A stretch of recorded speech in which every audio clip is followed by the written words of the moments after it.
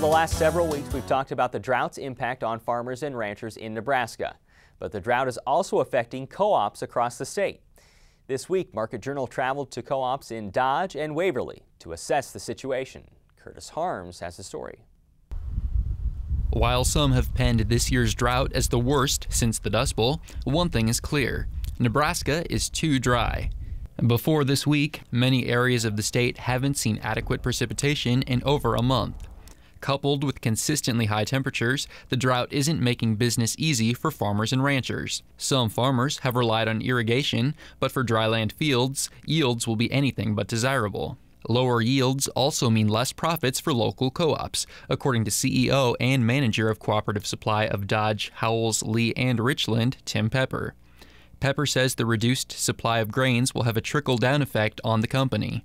Everything just folds down the line. If you don't have the crop, which 80% of our income comes from grain, then you don't have enough grain to sell your feeders, so our feed position and our feed numbers drop. And like in our business, when you don't have the crops to sell, then the producers are hesitant to buy fertilizer and chemicals, and it just folds right on down the line. Pepper says Cooperative Supply has adapted its business strategies to help get through the drought. The company has also been mindful of its local customers.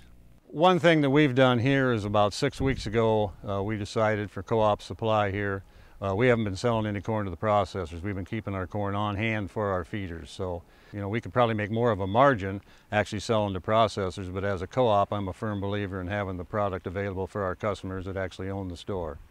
Further south in Waverly, Chris Pieper is the grain division manager at Farmers Cooperative Company. This co-op is also looking to make modifications to its business plan to manage through the drought. Obviously we have our strategic plan in place of what we're going to build and what we're going to add at different locations and things like that. And we may not spend the money 1 year. We might push it off a year or maybe even 2 years, depending on if this drought keeps going. So obviously, we look at that every month and kind of make adjustments to it. Pieper says it's difficult for farmers to start making plans for next year, but he anticipates some farmers will cut back on inputs such as fertilizer. At this time, farmers are more worried about meeting production contracts. Right now, their main concerns are the contracts that they have with us for new crop. What is it going to take to get out of them? If they do not produce the bushels, what's it going to cost to get out of them? What type of discounts are we going to have, in case aflatoxin shows up and different things like that. And our problem is right now, without knowing that aflatoxin is there, we really don't have a program because our end users won't give us a program yet until they know that if it's there or not. So we're just kind of in limbo on that. In the contracts, we just tell them that we're going to wait and see what they deliver, and then we're going to try to treat them as equitable as we possibly can. Both co-ops in Dodge and Waverly say below average profits won't cripple the companies this year, but the story could be different if the drought lasts for several growing seasons. Nobody can stand 4 or 5 years without income, and it affects everybody.